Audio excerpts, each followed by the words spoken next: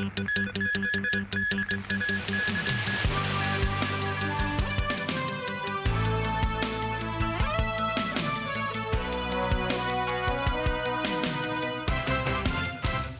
evening and welcome to TVB News.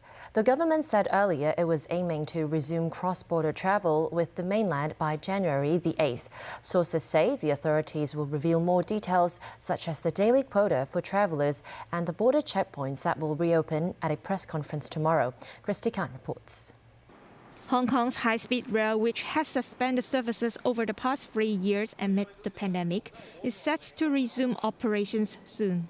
MTR staff and immigration officers could be seen inside the Hong Kong West Kowloon station, making preparations for the reopening of the station. Earlier, the MTR said tickets for the high-speed rail service would be open for sale 3 days prior to the reopening of borders. However, no further details are available for the time being.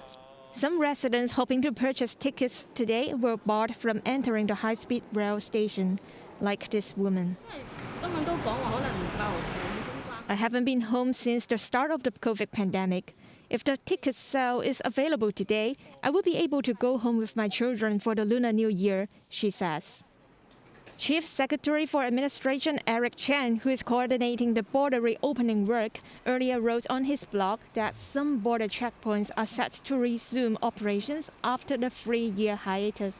Sources say the checkpoint stations in West Kowloon Station and the East Rail Line's Lowu Station will continue to suspend operations during the first phase of the border reopening. But the checkpoints in Fu Tian, Lok Ma Chau and Man Kam too will reopen. Ferry services between Hong Kong and Macau, as well as other ports on the mainland, will resume as well. Altogether, it is expected that 7 border checkpoints will be back in operation during the current phase of the reopening. Some bus operators have been invited by the government to conduct a dry run at the borders on Thursday. And the operators said they have already arranged around 100 buses and enhanced the frequency to offer service to up to 24,500 travelers per day. Concerning the daily cross-border quota, sources say around 50,000 travelers will be allowed to commute between the city and the mainland. Travelers will have to submit their online applications, and the quota will be allocated on a first-come, first-served basis. It is possible that the second phase of the border reopening will take place before the Lunar New Year. Christy Khan, TVB News. Travelling to the mainland involves many elements, including the daily quota, transportation and nucleic acid tests. Some cross-border bus operators say they are planning to set up testing booths near the ticket offices to allow passengers to take their tests 4 hours before boarding the buses. An operator of a testing facility said the city has the capacity to conduct 200,000 tests per day. Anthony Wu, who heads BGI, which had handled tests for inbound travellers at the airport, said Hong Kong's testing capacity is adequate for meeting the demand. He said his firm can handle 50,000 nucleic acid tests per day, and he's planning to add more testing locations.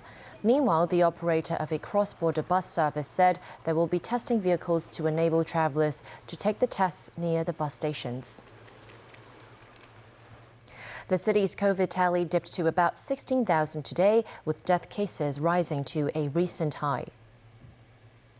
75 more patients succumbed to the virus, bringing the death toll in the 5th wave of the pandemic to 11,805. Among the latest infections, 15,862 were locally acquired, while 324 were imported. Infections were reported at 18 care homes for the elderly and the disabled. 150 schools reported positive cases following the resumption of classes after the Christmas and New Year holidays. Authorities have again urged patients with mild symptoms to seek help from private institutions, as the waiting time at public hospitals continues to be at least 8 hours. Financial Secretary Paul Chan said authorities will invite different financial institutions to host forums in the city in the coming year. In an article published on Ta Kung Pao, Paul Chan said 2023 will be the year for Hong Kong to move forward at a steady and strong pace. He said the government will tell good stories of Hong Kong by inviting global organizations to host forums in the SAR. The finance chief said the Global Financial Leaders Investment Summit will be held again this year in November on a much larger scale than last year's event. Meanwhile, the Hong Kong Monetary Authority plans to visit to the United Arab Emirates and Saudi Arabia. The trips would allow local bank representatives to discuss with their Gulf counterparts on how the SAR, as the biggest global hub for offshore renminbi business, can help promote trade between the mainland and the Middle East. In Australia, 4 people were killed Monday in a collision of 2 helicopters over the waterfront at an Australian tourist hotspot. A pilot, 2 British visitors, and a Sydney woman have been identified as the 4 people killed in the collision near SeaWorld on Australia's Gold Coast. Queensland State Police said the 2 helicopters collided about 300 meters in the air as one was landing and another taking off. The second helicopter, carrying 6 people, landed on a nearby sandbank with 5 people suffering minor injuries. The Australian Transport Bureau has launched an investigation into the crash.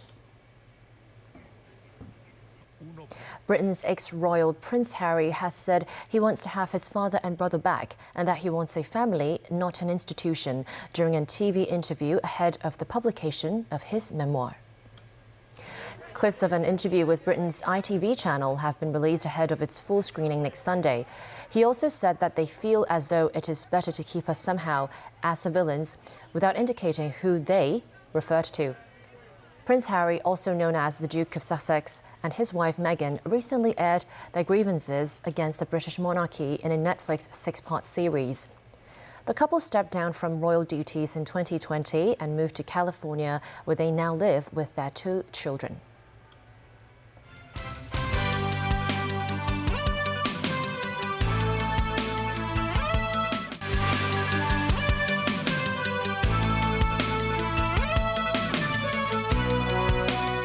The chairman of the Hong Kong Tourism Board is confident the city's tourism figures will bounce back after the removal of most anti-pandemic restrictions, with both new and revived attractions in the pipeline.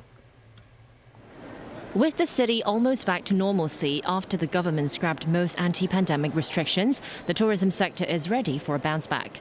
Dr. Pang Yiu-kai, chairman of the Hong Kong Tourism Board, said on TVB Straight Talk program that both new events and previous attractions are on the way. Already, we have actually in the last few months won a number of new conventions to Hong Kong, including the WOW Summit, which is a Web 3.0 summit, first time in Asia.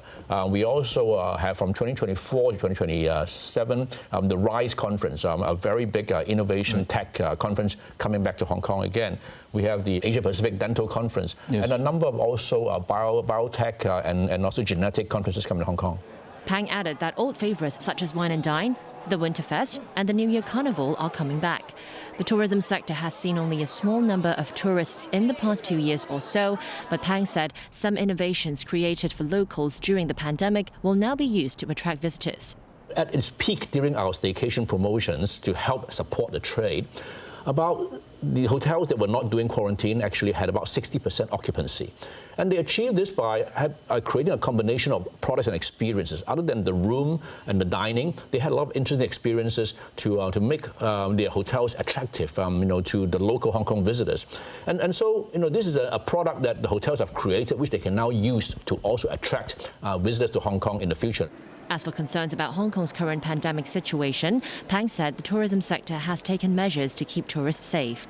The Tourism Board had worked with the trade to implement a lot of very strict hygiene control protocols for all of the people in the trade to tell our visitors that, in fact, Hong Kong is a very safe place and that you are not likely to get infected in Hong Kong. He said in addition to official efforts, there are 600 hardcore Hong Kong fans around the world who are active in promoting the city through social media posts. Sharon Tang, TVB News. With the city having lifted much of its social distancing and travel restrictions, Hong Kong Disneyland said it is considering opening the park 7 days a week, up from the current 5, in anticipation of an influx of visitors. The park will also recruit 600 more frontline staff members next month. Jackie Lin with more. With the easing of social distancing measures and the mainland poised to reopen its borders to the world, the race is on for attractions in Hong Kong to woo back tourists, including Hong Kong Disneyland. Michael Moriarty, the management director of the park's resort, said he is confident that visitor numbers will rebound to pre-pandemic levels. Hong Kong is Hong Kong, right? And it has been a desirable place for visitation before, and it is now. And for mainland tourists, there's a lot of eagerness to come visit Hong Kong. It's been a long time. He added the park is prepared to welcome back mainland tourists, having liaised with mainland wholesalers, online travel agencies, and direct consumer channels or apps, Fliggy and WeChat. We're really just waiting to press the button. This comes with Hong Kong Disneyland set to open a brand new attraction, World of Frozen, in the second half of this year. The park currently closes on Tuesdays and Thursdays, except for during holiday seasons. Moriarty revealed the park might open 7 days a week in the future, depending on the number of guests. He added there won't be a hike in ticket prices for now. What Disney parks around the world have done during the COVID-19 recovery, we have always been at the center of the recovery for tourism in the markets that we play at. We really changed our position with the local consumers, won the hearts and minds of Hong Kongers, and we think those things are going to transpire to our inbound guests as well, because a lot of times tourists want to do what Hong Kongers do. Michael Moriarty said Disneyland is set to hire 600 more full-time and part-time frontline positions in early February. For the first time, the recruitment day will be held on the Disney Open Day for Dreammakers, where prospective job seekers will go through the hiring process here at the park instead of the casting centers. Jackie Lin, TVB News. A 60-year-old man was sentenced to 4 months in jail for offering advantage to a driving examiner. Lai Cheng-ming made a serious mistake during his driving test at the Yau Tong Driving Test Center in July last year. He then offered the examiner $2,000 in order to get a pass for his exam. The examiner refused to take the bribe and reported the case to the Transport Department. The case was then referred to the city's anti-graft watchdog, ICAC. At Kwun Tong Magistracy today, Lai admitted to offering an advantage to a public servant.